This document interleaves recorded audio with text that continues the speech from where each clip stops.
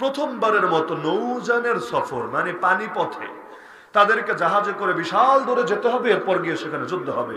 সারা জীবন যুদ্ধ করেছে সমতলে, যুদ্ধ করেছে ঘোড়ার পিঠে চড়ে, উটের পিঠে চড়ে, কিন্তু এভাবে পানি পথে যুদ্ধ করে অভ্যস্ত না। এই বুড়া বয়সে এসে যখন সফর শুরু করলো, বয়স হলে তো মানুষ দুর্বল হয়ে যায়, ধকলও সইতে পারলো না, অবশেষে সেখানেই শেষ নিঃশ্বাস ত্যাগ করলো। সন্তানরা জানাজা তো পড়লো সবাই মিলে, যারা ছিল জাহাজের ভেতরে, কিন্তু লাশ দাফন করবে কোথায়? সমুদ্র তো, চারদিকে পানি আর পানি আর পানি। এটা নদী না যে একটু পর পর মাটি দেখবে এদিক সেদিকে, যতদূর চোখ যায় খালি পানি আর পানি। কি করবে বাপের লাশ? ফেলে দিবে পানির ভেতরে? আরে কোন সন্তান পারবে? নিজের সন্তান বাপের লাশ ফেলবে পানিতে, কে পারবে? আবার ফিরে আসবে দেশে? সম্ভব না। জিহাদে বের হয়েছে, এখন কি আবার ব্যাক করবে নাকি? তারা চিন্তা করলো যেখানে মাটি পাবো সেখানেই দাফন দিব, যেখানে চর পাবো দ্বীপ পাবো জাহাজ নোঙ্গর করে সেখানেই আমরা দাফন দিব। এখন একদিন যায়, পায় না, দুদিন, 3 দিন, পায় না, যেতে যেতে 7 দিন, তাও পায় না। 10 নম্বর দিন গিয়ে একটা দ্বীপ পেল, লাশ তো রেখে দিয়েছে এক কোনায় নিয়ে। যখন পেয়েছে জাহাজ সেখানে পারে ভিড়েছে, তাদের ধারণা ছিল লাশের কাছে গেলে বিকট গন্ধ বের হবে, স্বাভাবিক, এবং তারা দেখবে লাশ পচে গেছে, হয়তো গলতে শুরু করে দিয়েছে। তো যেই মাত্র লাশের কাছে গেল, দূর থেকেই টের পেল এক অপার্থিব সুঘ্রাণ বের হচ্ছে। যখন কাছে গেল, চেহারা খুলে গেল তাদের সামনে, এই কাপড় যখন সরলো, তারা দেখতে পেল এখনো পর্যন্ত লাশ পচবে দূরের কথা, গলবে দূরের কথা, এখনো এমন ভাবে তাজা আছে, আর মুখের মধ্যে এমন নুরানি হাসি ফুটে আছে, মনে হচ্ছে যেন মরেই নাই, ঘুমিয়ে ঘুমিয়ে কোনো সুন্দর স্বপ্ন দেখছে। আরে আমি তো মনে করি হাজার ওয়াজ দিয়েও দিলের সেই পরিবর্তন সম্ভব না। এই ফিলিস্তিনের যে বাচ্চাগুলো, ফিলিস্তিনের যে যোদ্ধাগুলো বিগত 1.5 বছরে এই জালেম ইসরায়েলিদের গুলিতে শহীদ হয়েছে, এখন তো অনলাইনের যুগ, সবই দেখা যায় অনলাইনে। আপনি শুধু এই শহীদদের চেহারাটা দেখবেন, আর কিছু লাগবে না, খালি শহীদদের চেহারাটার দিকে 5টা মিনিট আপনি চোখের পলক ফেলে হোক না ফেলে হোক একটু তাকায় দেখেন না, আপনার দিল সাক্ষ্য দেবে শহীদের চাইতে দামি কেউ হতে পারে না।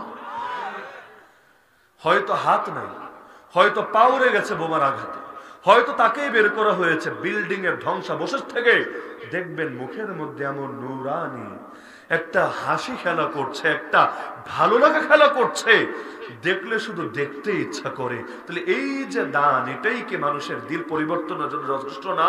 কাফা বিল মাউতি ওয়াইজা। প্রতিযোগিতা করতো কিভাবে? এমন কি এই উম্মতের ফেরাউন আবু জাহালকে হত্যা করেছে কে? বড় কোনো বীর বাহাদুর না, এমন ছোট 2টা বাচ্চা যাদের এখনো দাড়ি মোচো গজায়নি। এই উম্মতের ফেরাউন বলা হয় যে আবু জাহালকে কেন হত্যা করেছিল, সেই বুখারীতে হাদিস আছে।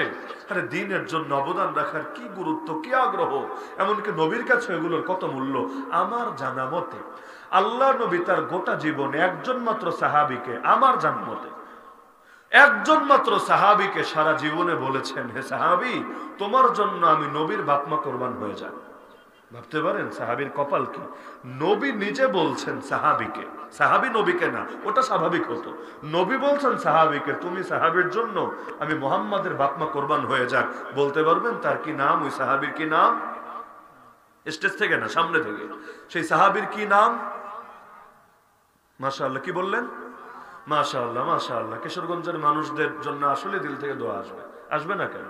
যারা আমার নবীকে চেনে, নবীকে জানে, নবীকে নিয়ে পড়াশোনা করে, তারা ইনশাআল্লাহ নবীর রঙে এই দেশটাকে একদিন রঙিন করবে।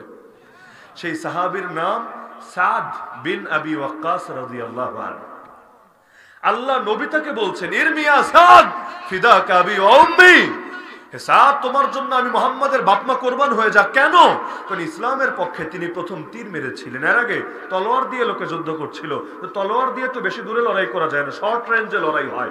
লং রেঞ্জে লড়াই করতে চাইলে তীর লাগে। ইসলামের পক্ষে প্রথম তীর মেরেছেন তিনি।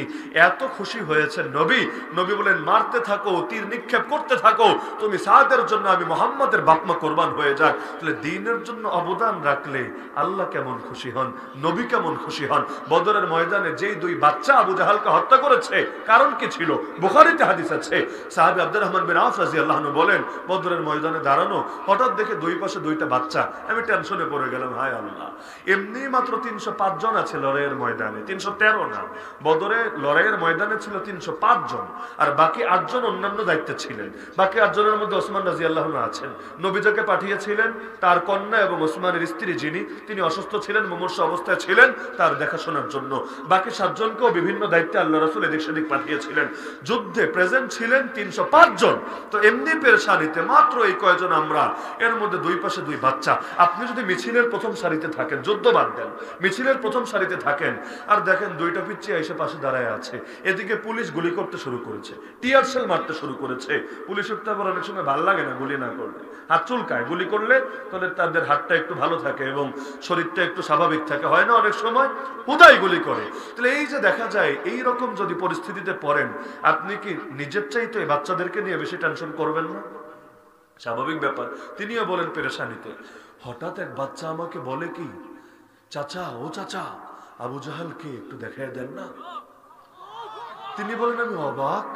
এর মধ্যে অন্য পাশের বাচ্চাটা বলে, না চাচা, আমাকে দেখান, আমাকে, আবু জাহালকে। তিনি বলেন, জিজ্ঞাসা করলাম, ভাতিজা, আবু জাহালকে দেখে কি করবা? সে আজকের যুদ্ধের সেনাপতি, কুরাইশের সর্দার। সঙ্গে সঙ্গে জবাব দিল, শুনেছি সে আল্লাহর নবীকে গালি দেয়, আল্লাহর নামে কসম করেছি।